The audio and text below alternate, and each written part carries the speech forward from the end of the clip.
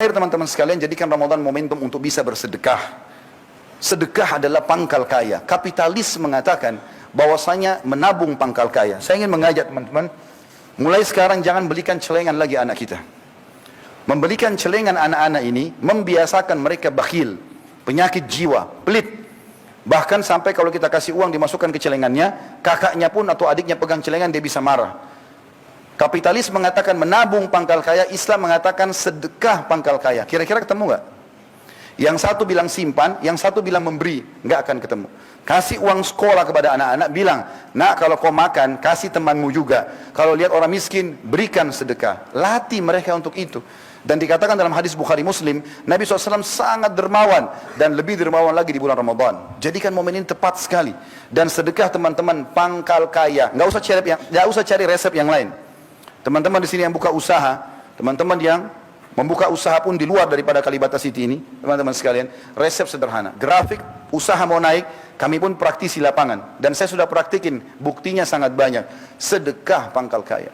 Sedekah, berikan. Yang sudah sering sedekah 10.000, sekarang mulai 100.000. Yang sudah 100.000, sedekah 1 juta. Yang 1 juta, sedekah 10 juta. Tidak akan berkembang kecuali kita mulai dengan jumlah yang lebih kecil. Makin besar kita sedekahkan, makin besar juga balasan dari Allah. Dengarkan hadis Bukhari, hadis Qudsi. Kata Nabi SAW, Allah berfirman, Ya ibna Adam, umfik alaik. Wahai anak Adam, berinfaklah, maka aku akan berinfak kepadamu. Dari salah satu hal yang dilatih di Ramadan adalah berinfak ini. Dengan cara melipat gandakan pahala puasa kita, yaitu membuka puasakan orang. Tadi kita dengar sama-sama pengurus masjid mengatakan 900 orang yang buka puasa. Ini luar biasa teman-teman sekalian, jumlah yang fantastis.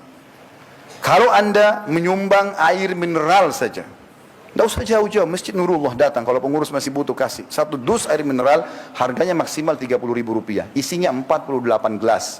Anggap Anda lengkapkan jadi 50 gelas. Lalu Anda sumbangkan sehari 1 dus saja, berarti 50 gelas. Itu cuma Rp30.000. Artinya hari itu Anda akan panen 51 pahala puasa. Anda 1 dan 50 orang lain. Bagaimana kalau kita sumbang 2 dus, 3 dus, atau bahkan 900 orang itu semua Anda pegang? Berapa banyak pahala kita bisa dapatkan? Berarti kita dapat 901 pahala pada hari itu, padahal kita cuma 1 hari puasa. Ini luar biasa. Mungkin Anda mengatakan, Ustaz, tidak semuanya orang bisa buka puasakan orang. Subhanallah, sahabat sudah tanya itu. Dan para sahabat mengatakan dalam hadis sahih, ya Rasulullah, tidak semua orang bisa buka puasakan orang lain. Karena yang dibayangkan sahabat mungkin seperti seseorang dari kita membayangkan nasi campur yang lengkap, biayanya 30.000 1 orang. Maka apa jawaban Nabi SAW? Allah akan berikan pahala buka puasa ini, walaupun dia hanya memberikan susu yang dicampur dengan air.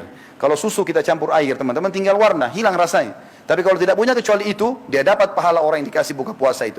Atau sebutir kurma, atau seteguk air. Bukan 1 gelas, seteguk air. Dan apa kata Nabi SAW? Dan siapa yang memberikan seteguk air bagi orang yang berbuka puasa, Allah akan memberikan dia seteguk air dari telagaku pada hari kiamat, yang dia tidak akan pernah haus sampai masuk ke dalam surga.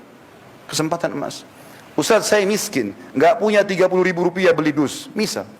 Baik, masih ada cara lain. Anda masuk ke masjid sini, minta tolong sama marbot. Saya mau ikut bantu, tata kurmahnya, tata gelasnya, nggak ada biaya uang itu, cuma tenaga. Kalau juga masih belum mau, sudah miskin, susah, mau jadi orang kaya, masuk ke masjid, maunya cuma dilayani, mau duduk tinggal buka puasa, ada resep terakhir. Kalau tidak mau, pukul saja. Karena luar biasa, berarti dia tolak pahala yang luar biasa. Nggak ada modal uang, nggak ada modal energi. Kalau lagi duduk mau buka puasa, angkat gelas mineral di sebelah kita, kasih teman di sebelah. Ini ya, ambil puasa saya, ambil punya dia, saya ambil puasa kamu. Modalnya cuma begini. Pindahin air. Ini juga nggak mau, cambuk saja. Luar biasa bakhilnya. Untuk diri sendiri pun pelit. Ramadan melatih untuk itu. Di Madinah teman-teman, saya tetesin air mata tahun 90, saya datang gara-gara itu. Turun di Masjid Nabawi, saya dipeluk sama 1 orang. Saya lihat mukanya, saya nggak kenal. Lalu saya tahu tuh dia bisikin kuping saya, dia mengatakan, akhi, padahal saya nggak kenal, tolong buka puasa di tempat saya. Setiap Ramadan di Madinah begitu, 1 bulan penuh. Ternyata kalau ayah sama anak, ayahnya lagi nata sufra plastik diisi kurma sama zam-zam di dalam masjid, anaknya di luar cari mangsa. Jadi kita dipeluk sama dia. Kalau kita bilang iya, dipegang tangannya sampai tiba di tempat dia. Buka puasa sini ya, baru dia tunjuk, jangan buka puasa situ.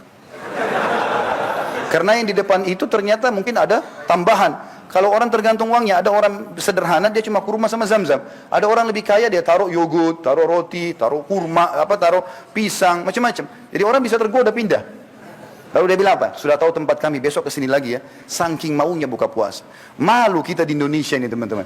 Pak RT sudah kasih jadwal. Bapak ini, ibu ini, 1 bulan kadang-kadang cuma dapat 1 kali giliran nyumbang untuk masjid. Tiba gilirannya masih bertanya, oh sudah tiba giliran saya ya. Seakan-akan aneh kenapa tiba gilirannya buka puasain orang. La haula wala quwata illa billah. Semestinya tidak usah tunggu, segera ini. Teman-teman yang punya mobil, punya motor, yang kerja di luar, bawa air mineral di motor dan mobil. Bungkus kurma kecil-kecil, bagi. Sering kali saya pulang pengajian sore Ramadan, macet. Orang nggak punya makanan buka puasa. Bagi-bagi 10 orang aja. Mungkin dari 10 orang itu yang lewat di pinggir jalan, subhanallah. Di antara mereka ada 1 ahli Al-Quran, ahli ibadah. Antum panen pahalanya sehari itu. Mungkin teman-teman itu ibadah terakhir kita. Allahu a'lam. Berbuat ibadah. Saat ibadah datang kesempatannya, tugas kita eksekusi, bukan negosiasi. Azan, eksekusi langsung. Salat. Syaitan bisikin, negosiasi syaitan tuh. Tidak usah di sini, masjid sana saja, waktu masih panjang. Kadang-kadang kita akhirnya kita ke sana masbuk 1 rakaat. Orang miskin minta, kita eksekusi, kasih langsung. Syaitan bisikin, itu orang mampu, anak pinjaman, kakinya palsu. Dusta semua syaitan ini, supaya kita tidak sedekah. Jangan negosiasi, eksekusi langsung. Jalankan kebaikan-kebaikan teman-teman. Dan Ramadan melatih kita untuk